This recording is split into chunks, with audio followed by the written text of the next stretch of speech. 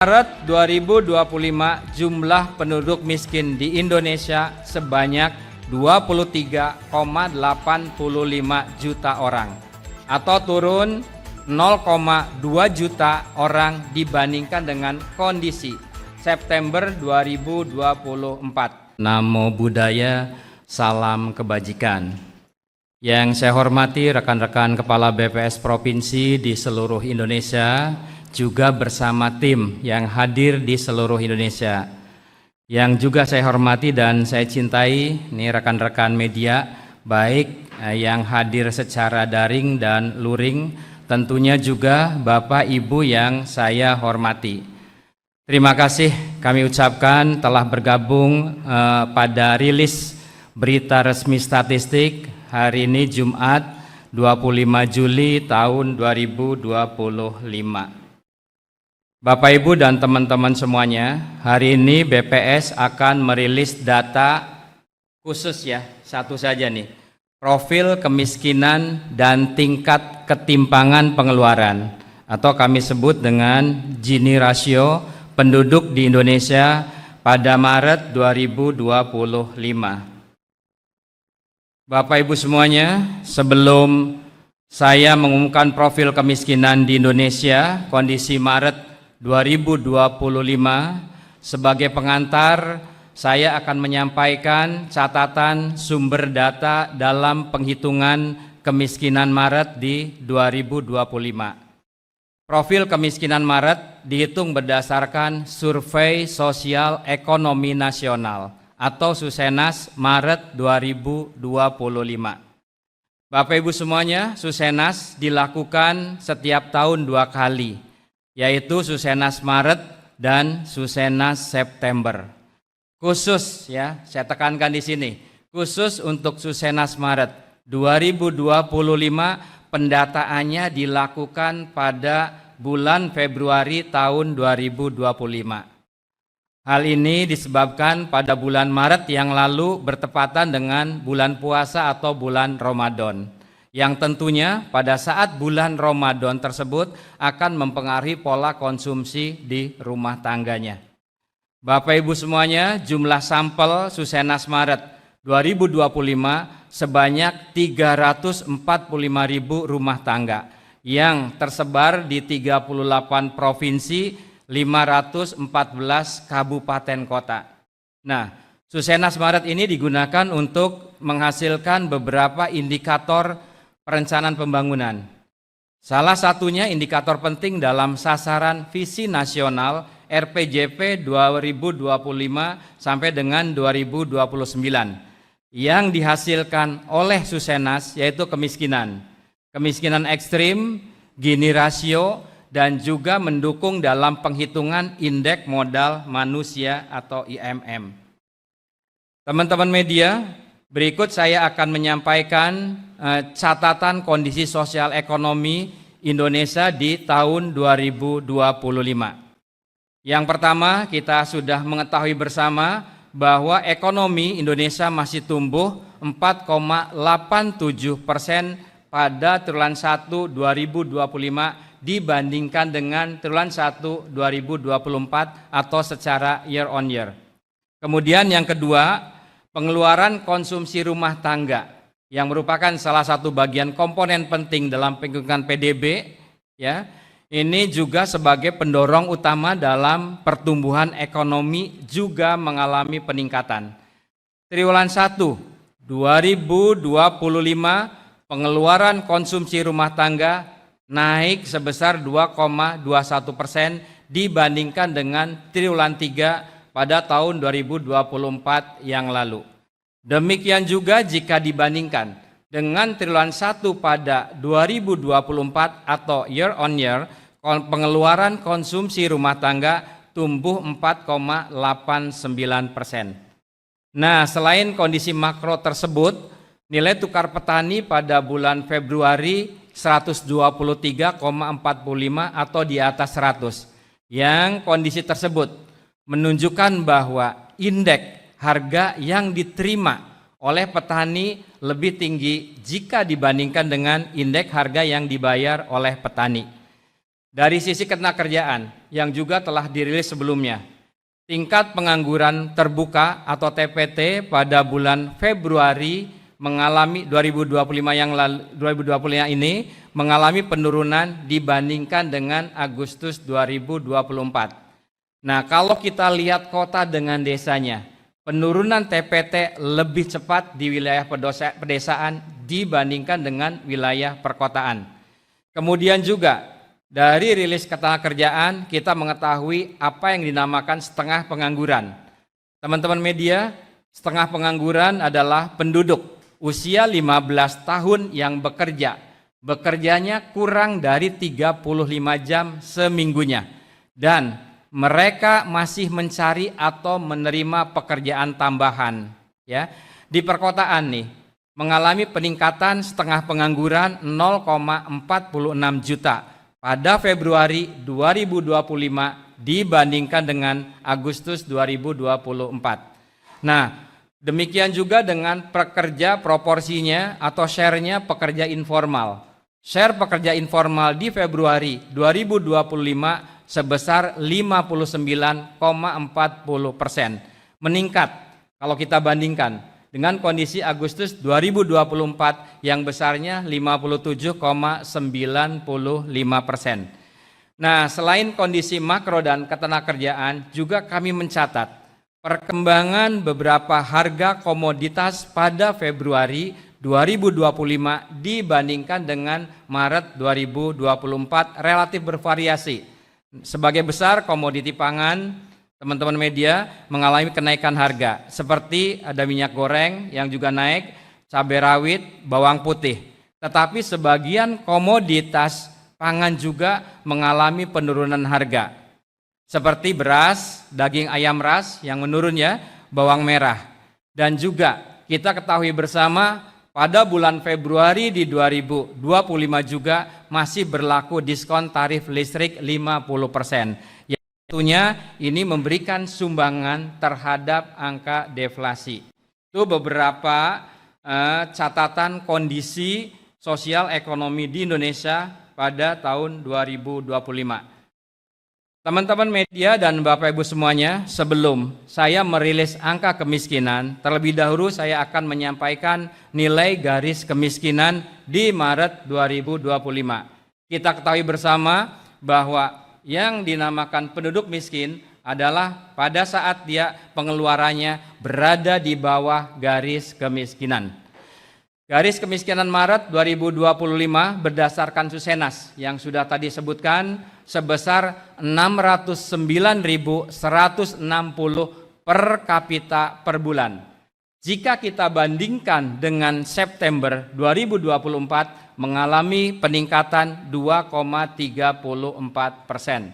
Nah, garis kemiskinan kota sebesar Rp629.561 per kapita per bulan.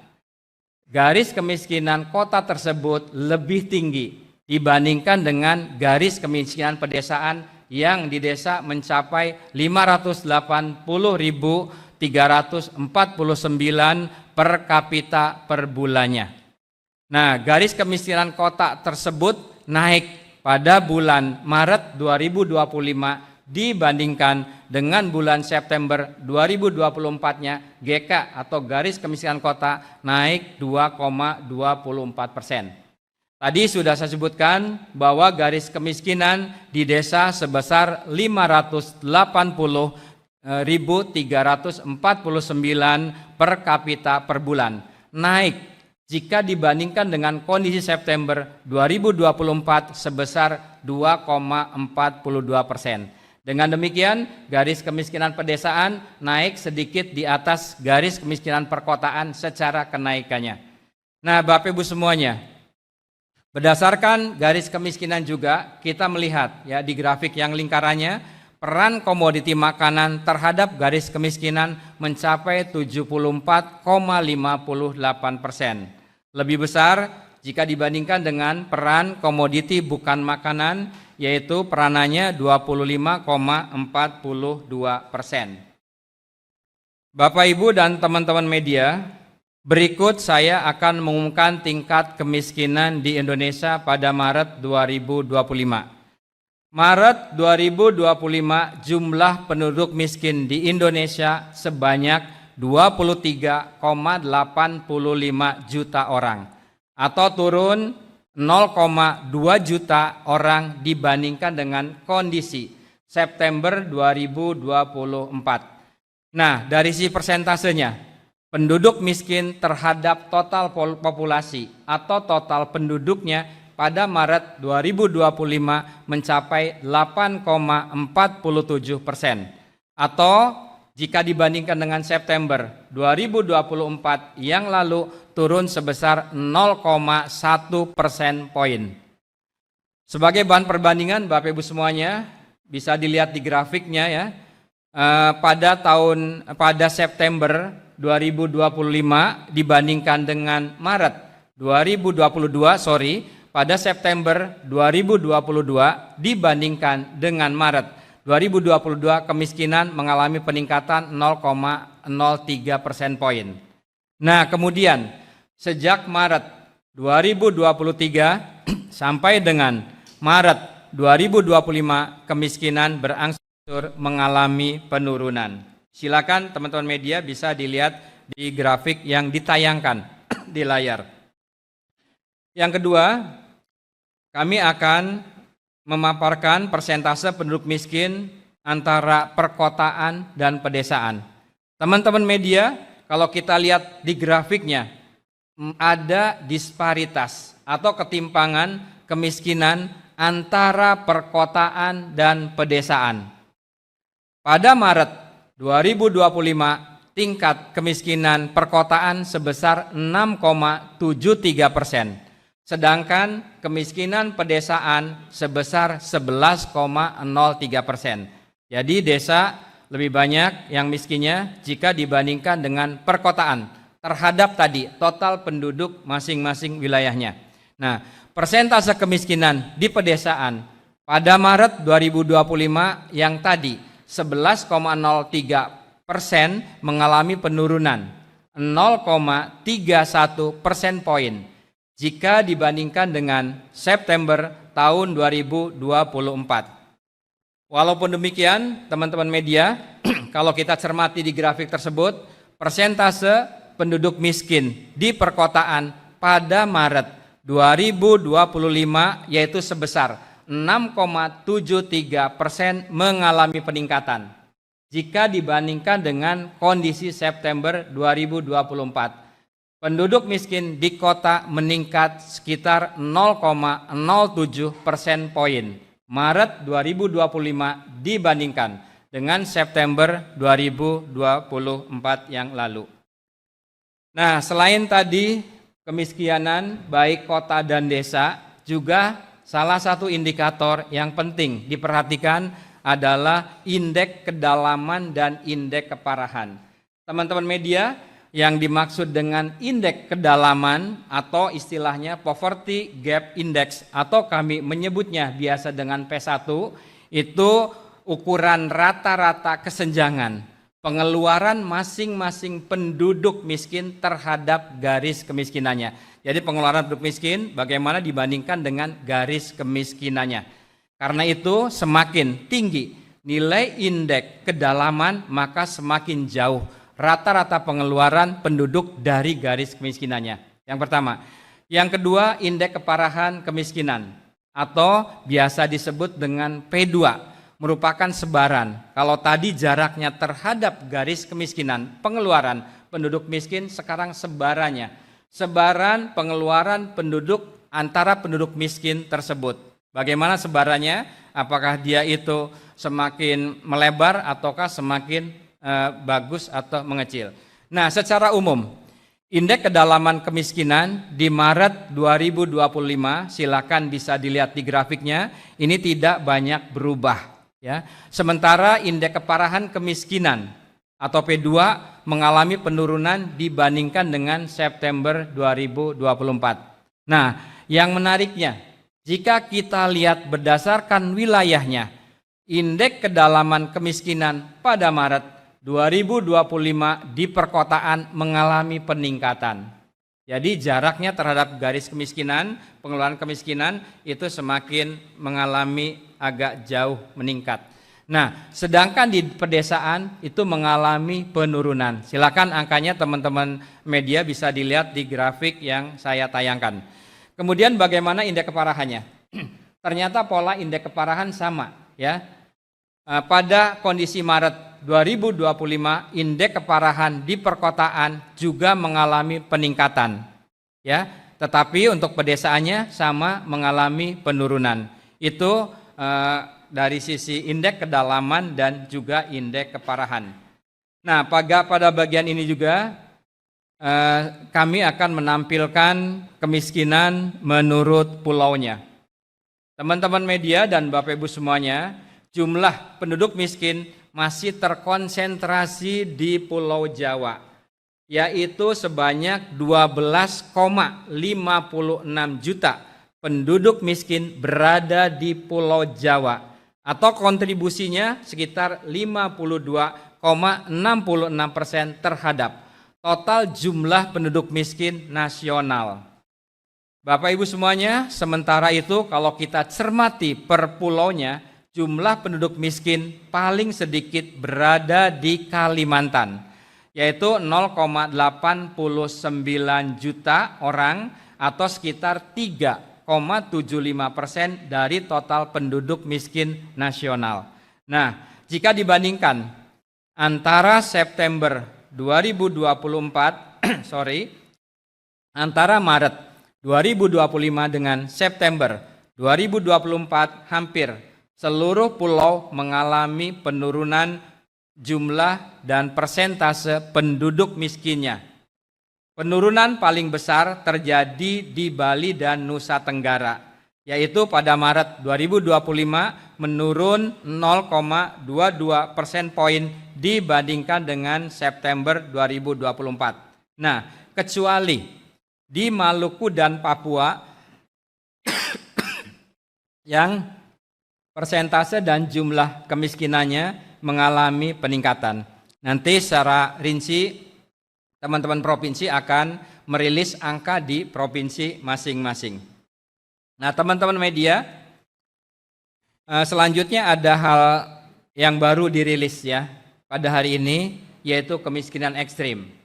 Ini sejalan teman-teman dengan implementasi Impres nomor 8 tahun 2025 tentang optimalisasi pelaksanaan pengentasan kemiskinan ekstrim dan penghapusan kemiskinan ekstrim. Nah, di dalam Impres 8 tahun 2025 tersebut, BPS ditugaskan untuk menyelenggarakan survei dan juga menghitung capaian pengentasan kemiskinan dan juga kemiskinan ekstrim. Nah, oleh karena itu pada hari ini BPS akan mengumumkan kemiskinan ekstrim secara nasional. Ya, penduduk miskin kita ketahui tadi yang sudah saya sebutkan adalah penduduk yang pengeluaran per kapita sebulannya di bawah garis kemiskinan. Sedangkan penduduk miskin ekstrim adalah penduduk dengan pengeluaran per kapita di bawah US dollar 2,15 P3 PPP tahun 2017 per harinya. Ini sumbernya kami kutip dari World Bank. Bagaimana hasilnya Bapak Ibu dan teman-teman media? Berdasarkan data Susenas, Maret 2025 jumlah penduduk miskin ekstrim di Indonesia sebanyak 2,38 juta orang atau turun sebanyak 0,40 juta orang dibandingkan dengan September tahun 2024. Dan jika dibandingkan dengan setahun yang lalu atau Maret 2024 mengalami penurunan 1,18 juta orang. Dari sisi persentasenya, penduduk miskin ekstrim terhadap total penduduk atau total populasi pada bulan Maret 2025 mencapai 0,85% atau turun sekitar 0,14 persen poin jika dibandingkan dengan September 2024. Atau jika dibandingkan dengan Maret 2024 yang lalu turun 0,41 persen poin. Bapak Ibu semuanya, selain kemiskinan, baik kemiskinan ataupun kemiskinan ekstrim, pada pagi ini juga di nasional dan juga di provinsi akan merilis Gini rasio. Bapak Ibu, tingkat ketimpangan yang kami hitung berdasarkan indeks Gini atau Gini rasio. Nah, nilai Gini rasio ini berada antara 0 sampai dengan 1. Semakin tinggi atau semakin mendekati 1, maka semakin tinggi ketimpangannya.